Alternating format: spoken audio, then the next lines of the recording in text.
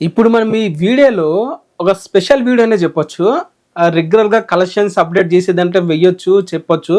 But ఎవరికి సరిగా అది ఫ్లోలో వెళ్ళిపోతుంది కాబట్టి దీనికి సెపరేట్‌గా జూనియర్ ఎన్టీఆర్ గారు, అలాగే రామ్ చరణ్ గారు ఎంతవరకు హిందీ మార్కెట్‌లో సక్సెస్ అయ్యారు, దాని గురించి సెపరేట్‌గా మాట్లాడుకుందాం ఈ వీడియోలో. ఎందుకు అంటున్నానంటే వాళ్ళు ఎంత బాగా సక్సెస్ అయ్యారు అనేది చెప్పడానికి నిదర్శనం వాళ్ళకి బాక్స్ ఆఫీస్ దగ్గర ఎంత కలెక్షన్స్ వస్తున్నాయి అనేది నిదర్శనం. ఇటు టాక్ ఎంత కలెక్షన్ వస్తున్నాయి, ఫ్లాప్ మూవీకి ఎన్ని కలెక్షన్ వస్తున్నాయి, అదే నిదర్శనం కదా బాలీవుడ్లో. సో అటు చూసుకుంటే ప్రభాస్ గారు వరుస పెట్టి మూవీస్ తీస్తూనే ఉన్నాడు, larger than life roles. Saaho, Radhe Shyam, Adipurush and Salaar, కాల్కి అని చెప్పి అటు తెలుగే కాదు బాలీవుడ్లో కూడా తను జెండా పాతేశాడు. చెప్పాలంటే తను ఇప్పుడు ఒక బాలీవుడ్ యాక్టర్ అనే రేంజ్లో అయితే ఉన్నాడు, అక్కడ సెటిల్ అయిపోయాడు అట్లా. సెకండ్ అల్లు అర్జున్ గారు, తన ఫస్ట్ మూవీ ఎటువంటి రాజమౌళితో సాయం లేకుండా డైరెక్ట్ వెళ్ళిపోయి పుష్ప మూవీతో 100 కోట్లు నెట్టు కొట్టేశాడు. ఇక సెకండ్ మూవీతో అక్కడ ఉన్న ఇండస్ట్రీలన్నీ కొట్టేశాడు పుష్ప 2తో. తను కూడా సెటిల్ అయిపోయాడు బాలీవుడ్లో. అసలు వీళ్ళు అల్లు అర్జున్ కంటే ముందు వెళ్ళిన జూనియర్ ఎన్టీఆర్ గారు, రామ్ చరణ్ గారు RRR మూవీతో వెళ్ళారు. వీళ్ళు ఇంకా ప్యాన్ ఇండియా స్టార్లుగా ఎంతవరకు ఎదిగారు అని చెప్పి చాలామంది డౌట్లు ఉండొచ్చు. ఇప్పుడు ఎవరు కూడా ప్యాన్ ఇండియా స్టార్ అంటే అల్లు అర్జున్ అలాగే ప్రభాస్ అని అంటున్నారు. ఎందుకంటే హిందీ మార్కెట్లో వాళ్ళకి మంచి రిసెప్షన్ ఉంది కాబట్టి. మరి వీళ్ళిద్దరికి ఎంతవరకు ఉంది ఈ వీడియోలో తెలుసుకునే ప్రయత్నం చేద్దాం. ఫస్ట్ కలెక్షన్స్ గురించి మాట్లాడదాం. ఫస్ట్ జూనియర్ ఎన్టీఆర్ గారు RRR మూవీ అయిపోయిన వెంటనే దేవర తీశాడు. దేవరకి హిందీలో దాదాపు 90 కోట్ల అయితే రావడం జరిగింది. దాదాపు 62 కోట్ల నెట్వర్క్ అయితే ఇది దేవర లాంటి మూవీకి ఇది బిగ్గెస్ట్ అచీవ్మెంట్ అని చెప్పాలి.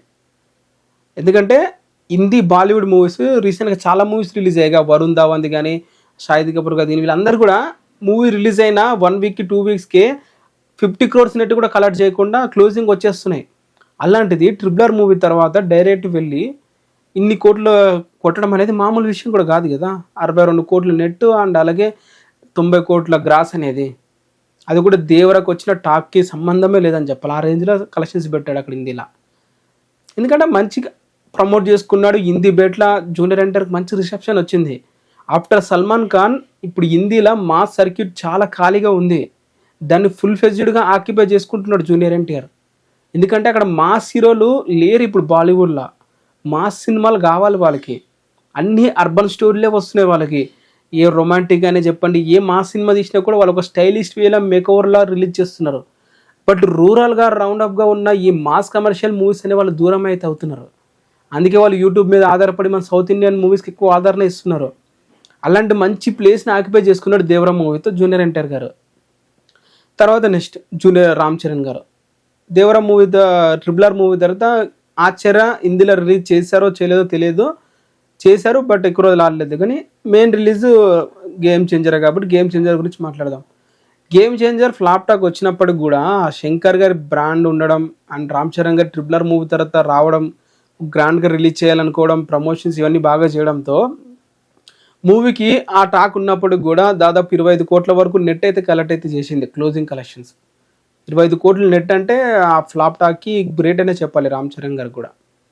బట్ RRR లాంటి మూవీస్ తర్వాత రామ్ చరణ్ గారు హిందీలో ఫేమస్ అయిపోయారు. ఒక రాముడిగా తనని చూస్తున్నారు.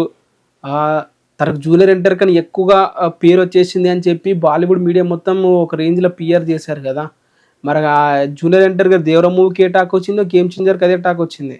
మరి ఆ రెండింటికి డిఫరెన్స్ చూసారు. కలెక్షన్స్ దాదాపు 45 కోట్ల తేడా ఉంది. అంటే నేను చెప్పాలనుకునేది ఒకటే, మనం ఏమీ రుద్దలేము ఎక్కడ కూడా. మనం ఎంత ట్రై చేసి మన PRలతో రుద్దించి మావాడు తోపు అని చెప్తే అక్కడ రావు కలెక్షన్స్. ప్రూవ్ చేసుకోవాలి. ఎవరిని అనట్లేదు, జస్ట్ ప్రూవ్ చేసుకోవాలి. జస్ట్ రుద్దాలి. ఎప్పుడు మనకి బట్టిగా కలెక్షన్స్ వస్తున్నాయనే టైంలో రుద్దాలి, అప్పుడు బాగుంటుంది. సో ఇప్పుడు మనం మాట్లాడుకుంటే దేవర మూవీకి ఫస్ట్ 6 డేస్గా దేవర మూవీ ఫస్ట్ డే వచ్చేసి 7,95,00,000 నెట్ వచ్చింది.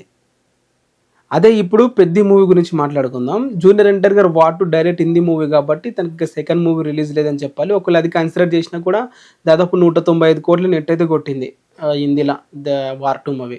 సో తారకన్నకి ఎంతో కొంత హిందీలో మాస్ ఇమేజ్ అయితే బాగా అయితే పెరిగిందనే చెప్పాలి. ఇప్పుడు దేవర వర్సెస్ పెద్ద కలెక్షన్స్ కంపేర్ చేసుకుంటే దేవర డే 1 వచ్చేసి 7,95,00,000 వచ్చింది నెట్. అదే పెద్ద మూవీ రీసెంట్గా రిలీజ్ అయింది డే 1 వచ్చేసి 3,15,00,000 కలెక్ట్ చేసింది డే 1. అలాగే డే 2 వచ్చేసి దేవరా మూవీ 9,50,00,000 నెట్ అయితే కలెక్ట్ చేసింది డే 2 దేవరా. ఇప్పుడు పెద్ద మూవీ డే 2 చూసుకుంటే 2,35,00,000 కలెక్ట్ చేసింది. అండ్ డే 3 దేవరా మూవీ దాదాపు 12,07,00,000 కలెక్ట్ చేసింది నెట్ డే 3న. అండ్ ఈ డే 3 అదే పెద్ద మూవీ చూసుకుంటే 2,70,00,000 అయితే కలెక్ట్ అయితే చేసింది. వచ్చేసి మండే హిందీ నెట్ వచ్చేసి దేవరా మూవీకి దాదాపు 4,40,00,000 కలెక్ట్ చేసింది. అదే డే 4 సండే పెద్ద మూవీకి బట్ 4 కోట్ల నెట్ మాత్రమే కలెక్ట్ అయితే చేసింది. సో ఇక్కడ మీరు కంపేర్ చేస్తుంటే మీకు క్లియర్ అవుతుంది కదా నెంబర్స్ అనేవి. దేవరా మూవీకి ఏ రేంజ్లో డేస్ గాను సెకండ్ 9 crores, బట్ పెద్ద మూవీకి ఏ రోజు కూడా 5 crores దాటలేదని చెప్పాలి ఇప్పుడు వరకు. డే 5 చూసుకుంటే దేవరా మూవీకి 4,80,00,000 వచ్చాయి. పెద్ద మూవీకి చూసుకుంటే 1,40,00,000 మాత్రమే వచ్చాయి. అలాగే డే 6 నిన్న చూసుకుంటే దేవరా మూవీకి 7,15,00,000 అయితే వచ్చాయి నెట్. 7,15,00,000. పెద్ద మూవీకి డే 6 వచ్చేసి 1,72,00,000 అయితే వచ్చాయి నెట్. సో ఎంత డిఫరెన్స్ ఉందో మీకు అర్థం చేసుకోండి. ఫస్ట్ 6 days గాను దేవరా మూవీకి దాదాపు 45 కోట్ల నెట్ కలెక్ట్ చేసింది హిందీలో. అదే పెద్ద మూవీ చూసుకుంటే ఇవన్నీ యాడ్ చేసుకుంటే దాదాపు 11 నుంచి 15 కోట్ల నెట్ అయితే కలెక్ట్ అయితే చేసింది. సో దేవరా మూవీ కంటే పెద్ద మూవీకి ఇంకా మంచి టాక్ అయితే వచ్చింది. అన్ని దగ్గరలో కూడా 5 కోట్ల లీడింగ్లో ఉంది హిందీలో.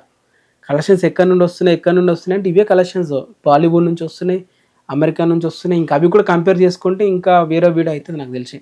అమెరికా నుంచి, ఆస్ట్రేలియా నుంచి, వాటన్నిటికి సంబంధించిన వీడియో కూడా సపరేట్ చేద్దాం. రేపు వస్తుంది 7 days కలెక్షన్స్లో అన్ని డీటెయిల్గా మాట్లాడుకుందాం. సో ఇప్పుడు ఈ వీడియోలో మీకు నేను చెప్పిందని క్లియర్గా అర్థమనుకుంటున్నాను కదా. ఇవి హిందీ కలెక్షన్స్ ఈ విధంగా ఉన్నాయి. ఇప్పుడు నేను చెప్పాల్సింది ఒకటే, ఎంతవరకు వీళ్ళు ఇద్దరు వెళ్ళారు, సక్సెస్ అయ్యారు అని అనుకుంటే మాత్రం కన్నా ప్రూవ్ చేసుకున్నాడు. ఆ మూవీ హిట్ కాకపోయినా కానీ యావరేజ్ టాక్ తర్వాత 90 కోట్ల గ్రాస్ కలెక్ట్ చేసింది. అదే బ్లాక్ బస్టర్ టాక్ హిందీలో వచ్చి ఉంటే ఆ మూవీకి 150 కోట్ల నెట్ పెడుతుండే తారకన్న.